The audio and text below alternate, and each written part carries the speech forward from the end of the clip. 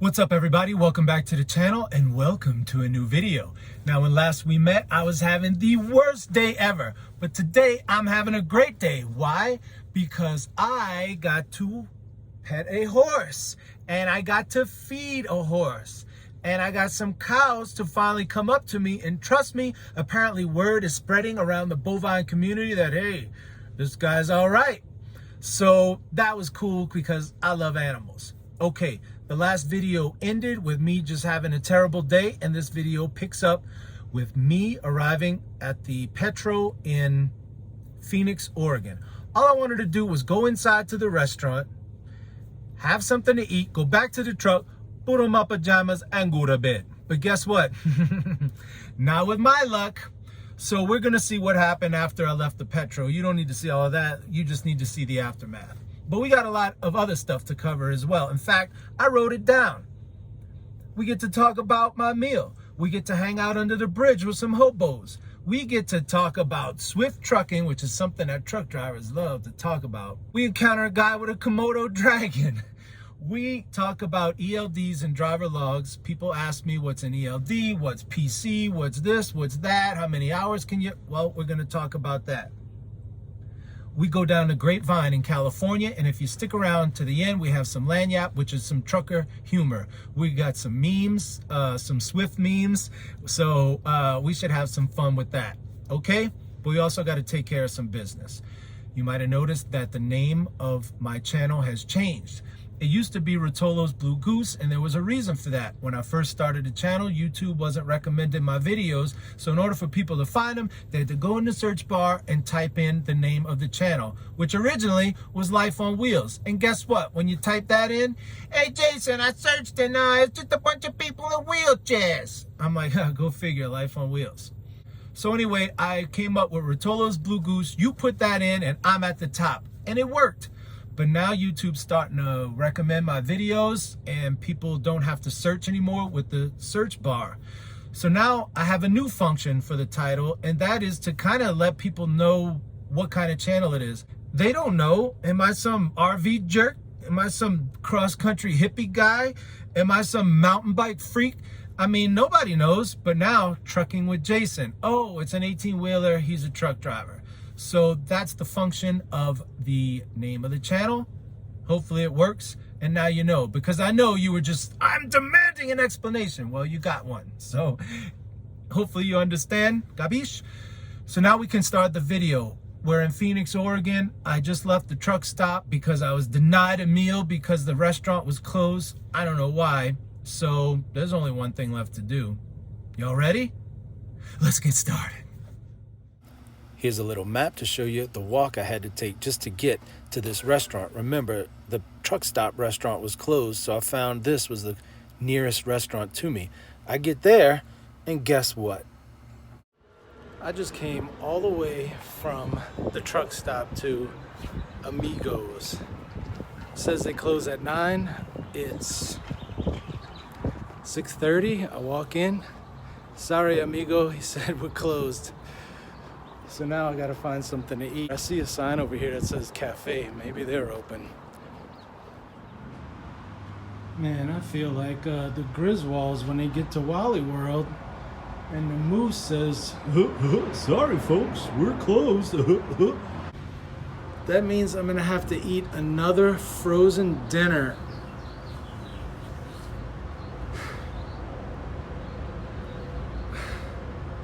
I have to eat another frozen dinner.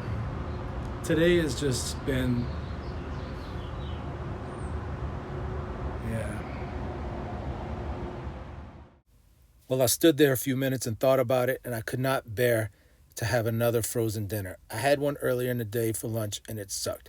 I found this other place that was kind of a long walk, but it was worth it. It's called El Comal Taqueria and Grill, and it was excellent. The reviews were good. It was worth the walk, and y'all are going to see what I had. Oysters. Look how small they are. Let's see how they taste. Way different than the ones back home. Way different. That's 2. That's 3. That's 4. That's 5. And that's a half a dozen. So my rating on Pacific Northwest oysters, thumbs up. Y'all, look at this. Bacon wrapped shrimp in like a mortar bowl with avocados and all the fixings, as they'd say. Now you're supposed to eat this, I guess, with tortillas. There we go.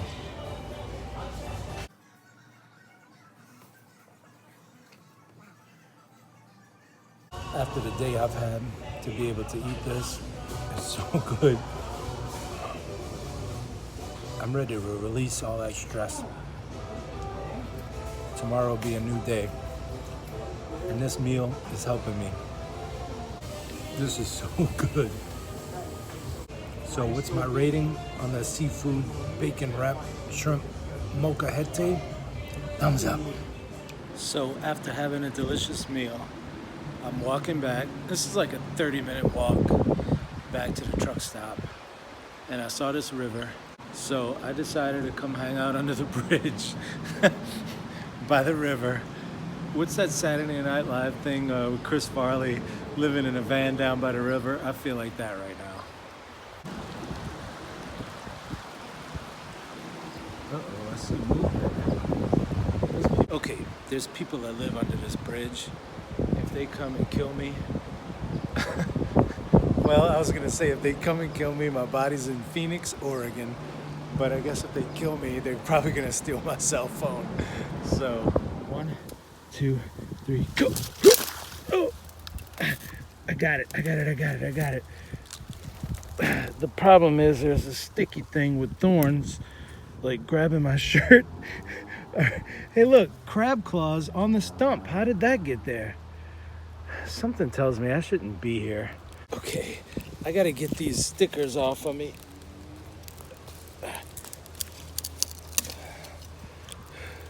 Okay, what was I thinking, man? What am I doing, man? Seriously. I kind of had to flee the scene. The guy under the bridge didn't appreciate me videoing him. He's like, hey. And he started coming at me. I was like, oh man, I'm just doing a YouTube video. He's like, oh yeah. I don't know, he was whatever you would expect some crazy guy that lives under the bridge to say. So we hung out for a few minutes. I guess he thought I was cool or something. He didn't mind the cut on my face. You should have seen his face. Anyway, now that I've made it to my stump, I gotta get back.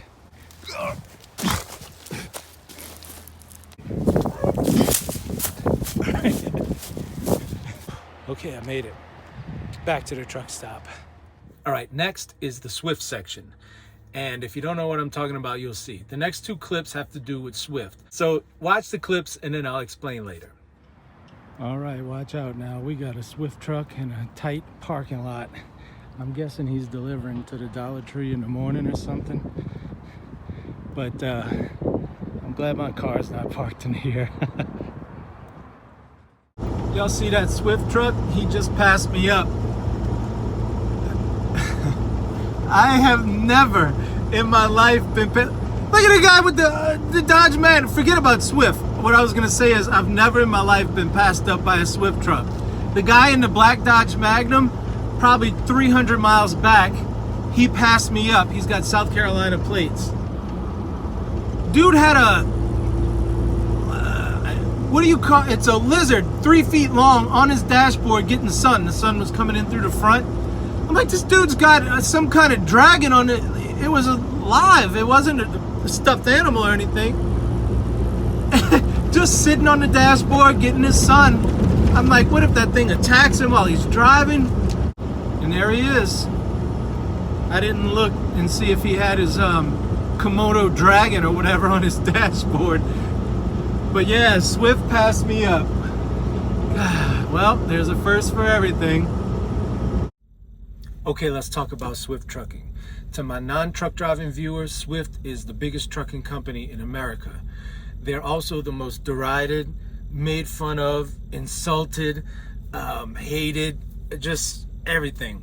There's Facebook groups, Instagram pages, YouTube channels, all website, everything dedicated just to making fun of Swift.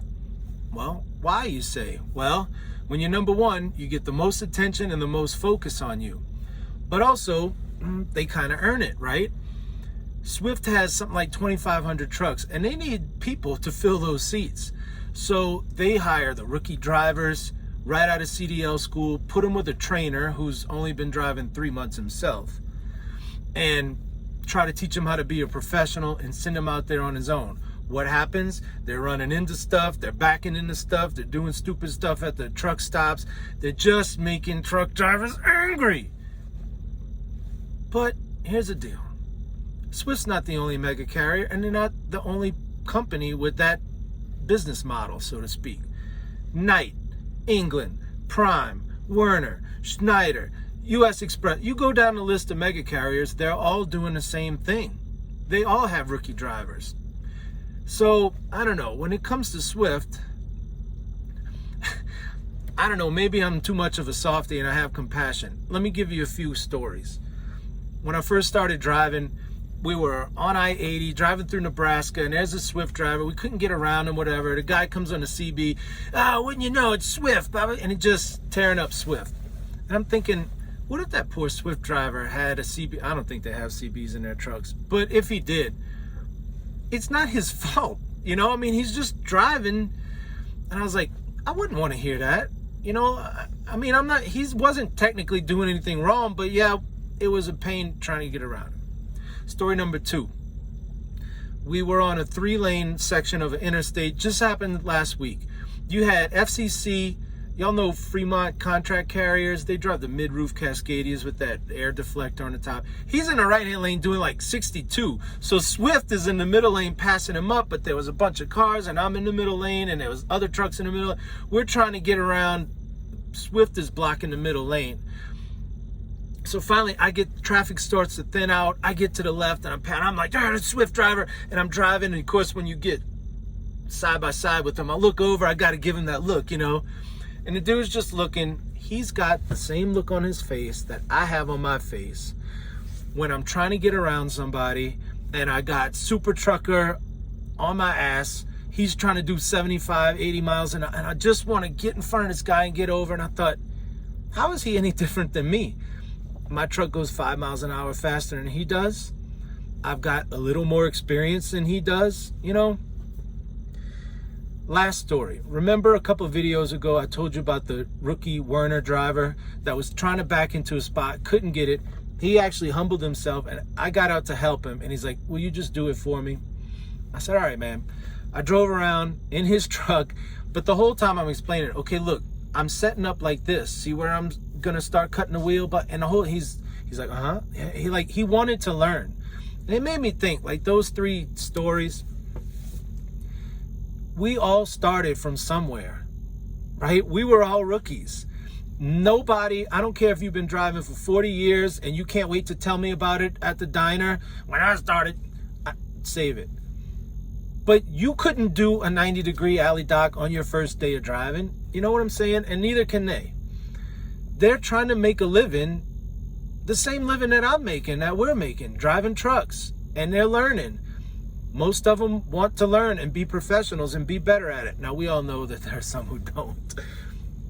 But I remember when I first started, and I would sometimes try to back into a spot at a truck stop, and I'd take a bad angle, and here I am pulling forward, backing up, and I just would get so nervous because I know the other truck drivers are watching me screw this up. There was times that I would get so nervous and embarrassed, I would just drive off. I would just hang my head in shame, tuck my tail between my legs, whatever. And it's like that Werner driver, the story I told, he's trying to back in, blowing a horn at him, laughing. Like, that must have just wrecked his nerves to where he could. So, I don't know. Maybe I'm too compassionate. I'd rather support and help these guys if I can. I certainly, look, I'm all for joking. At the end of this video, we're going to look at some Swift memes. it's cool to joke and make fun if it's good-natured ribbing, right? But if it's mean-spirited, what do we get out of that? You know, we just scare off a potentially good truck driver in the future. Like, this guy could turn out to be a good truck driver, but are we going to scare him off to where he quits and leaves the industry? I don't know, man. That's the drivers. Let's look at Swift the company. I don't care about Swift the company. They're almost a necessary evil, because where are these drivers going to get experience other than a mega carrier like Swift or all of these other ones? But I talked to a Swift recruiter who was an ex-Swift recruiter, and she was like, look, they just need people. Their standards are pretty low for hiring people, and if you meet them, hire them. She said, one time I had a guy, his driving record was good enough, it met our standards. But I could tell on the phone that this guy was a little, back home they would say he's throwed off. Throwed off means he's crazy. And so she goes to the manager and says, look, technically he qualifies to work here, but this guy's nuts. We shouldn't hire him. Well, they hire him anyway. Within 6 months, he's being escorted off the property at the main terminal by the police for threatening to kill everybody. Okay? And that's just a Swift story. But are they a necessary evil? What do y'all think? Where would a guy get experience driving if it wasn't for a mega carrier? My company wouldn't hire him. I don't know. I just think that a lot of these rookie drivers, I mean, like I said, we all started somewhere. We just happen to have more experience than they do right now. So, I don't know. What do y'all think? Swift is kind of a controversial subject, but maybe they're a necessary evil, but maybe we should just take it easy on the drivers. People ask me about PC and ELDs and all of this stuff, so we're going to try to go over hours of service and some of the abbreviations. This is called an ELD, or an electronic logging device, and it keeps track of all of our time. We have 4 clocks on this thing. 1, 2, 3, 4. The first clock is driving. We can drive no more than 11 hours in one day. Work, shift, rest break. We can't drive more than 8 hours without taking a 30-minute break. And so once you start driving, the 11-hour and the 8-hour clock start counting down. I've got to take a 30-minute break before that 8-hour clock runs out. Work, shift, duty. So when you combine on-duty time and drive time, you get shift duty. Well, what's the difference? Well, let's look at it. So driving is driving, but on duty, things like fueling, loading, unloading, inspections, that's working, but it's not driving. So if I'm on one of those, it doesn't affect my drive clock because I'm not driving. So the combination of driving and on-duty things are your work shift duty. And then last is cycle duty. We can work no more than 70 hours in a rolling 8-day period. And rolling 8-day just means today plus the last 7, and it resets every day. It's the last 8 days you worked, no more than 70 hours. Cool? Now let's look at some of the statuses. Driving is self-explanatory, it's just driving. On duty, we already went over different things that you could be doing, like getting loaded or whatever. Sleeper berth. When I'm sleeping in the truck, I go on sleeper berth. Right now, I'm off duty because I'm doing a 34-hour reset. But on a normal night, when I sleep in the truck, I'm on sleeper berth. And we also have to explain something else about these clocks. Let's take a little detour back to the 14-hour clock. So once you go on duty in the morning, this clock runs and ain't nothing stopping it. Okay? It runs all the way down your 14 hours. Then you have to be off duty for 10 hours before it resets. 10 hours before it resets. So off duty could be regular off duty. It could be sleeper berth, or it could be off duty personal conveyance. Any of those will count as off duty time. We'll get to PC next, but let's start with on-duty yard moves. Let's say I'm at a customer's property and I just need to move the truck from one dock to the other, but I don't want it to come off of my drive time. Well, I can do yard move. Technically, I'm not driving on the street. I'm on a customer's property. So as long as the truck stays below 20 miles an hour, I can move it around a customer's yard without it affecting my drive clock. And off-duty PC. Okay. Let me flip the camera around. PC is personal conveyance. So that means, like right now I'm doing a 34-hour reset. I have to be off duty for 34 consecutive hours. But what if I need to get somewhere using this truck. If I start driving, it'll put me on drive time and it'll ruin my 34 hours, or same thing if I'm on a 10-hour break. So if I need to stay off duty but move the truck, there's personal conveyance. But you can't just use it for anything, right? If I was hooked to a trailer and I get closer to my destination, that's drive time. I'm advancing a load. They call it advancing a load. But let's say I'm at a truck. Right now I'm at our yard in Denver. But let's say I want to go to Walmart to buy some drawers or something. Walmart. In New Orleans, they got all these accents. And some of the people say Walmart. Yeah, I went to Walmart. Anyway, let's say I need to go to Walmart and buy some drawers, okay?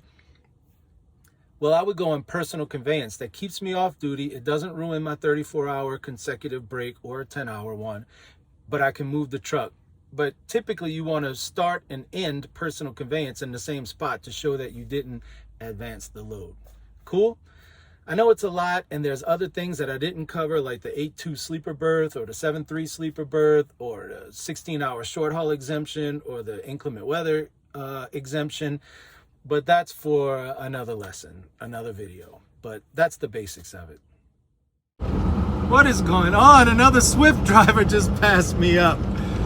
Wow, 2 Swift drivers in one day.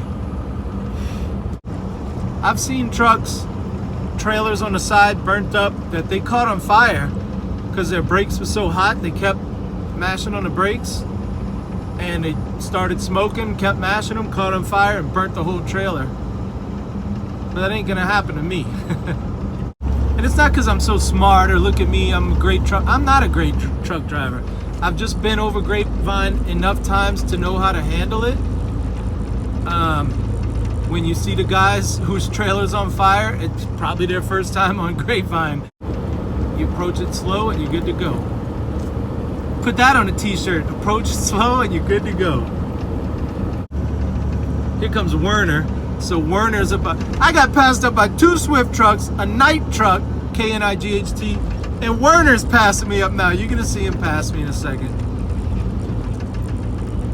Oh, man. I can't believe I'm putting this on YouTube. There goes Werner. Okay, here we go. Trucks, speed limit 40. So I'm gonna, man. Roads. Take that serious when it says truck code. Look at that BMW. They're doing 80 at least. Of course, that's okay with California Highway Patrol, but let me have one tiny marker light out. Oh no, your truck's not safe. Well, don't get me started on CHP.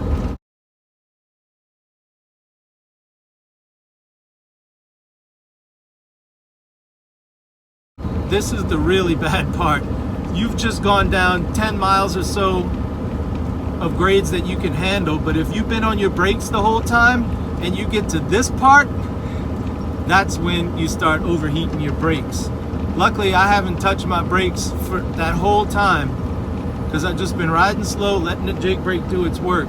Now I'm on the really steep, long grade part, and I got fresh brakes, cool brakes, I should say.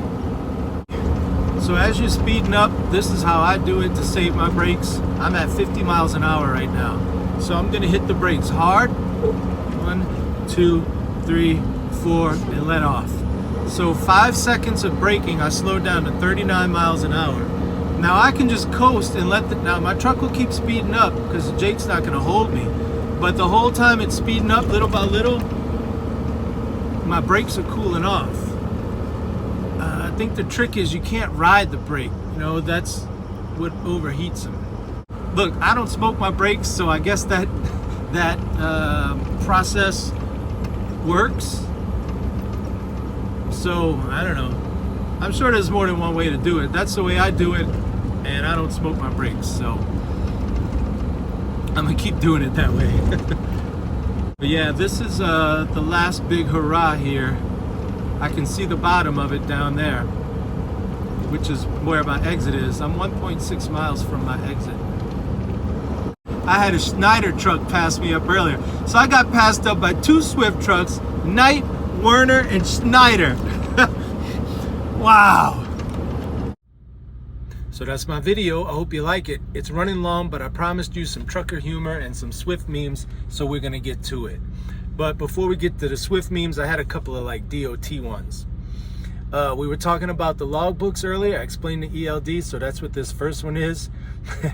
It says DOT be like, first of all, whenever I see a meme that has be like in it, DOT be like, look, I know you're gonna say, Jason, just lighten up. Come on, man.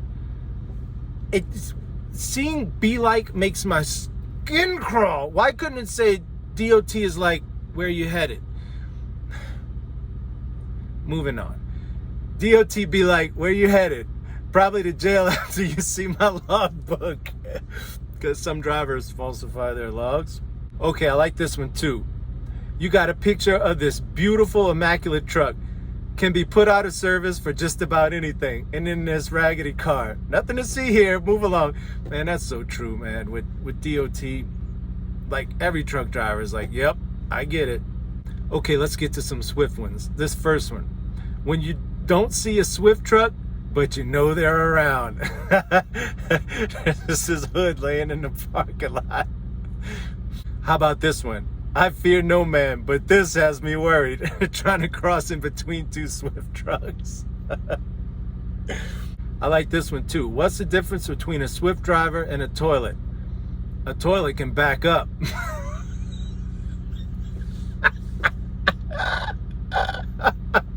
One of the other things that truck drivers do is they do acronyms with Swift, SWIFT. So this one is Stevie Wonder's Institute for Trucking. The truck's going the wrong way. There's another one. See what I effed up today. SWIFT, Swift. I like this one. Swift is so bad, even the Army is scared of them. Did you with this? First week of driving for Swift, already as trained as the other drivers. And the dude's doing a double thumbs up.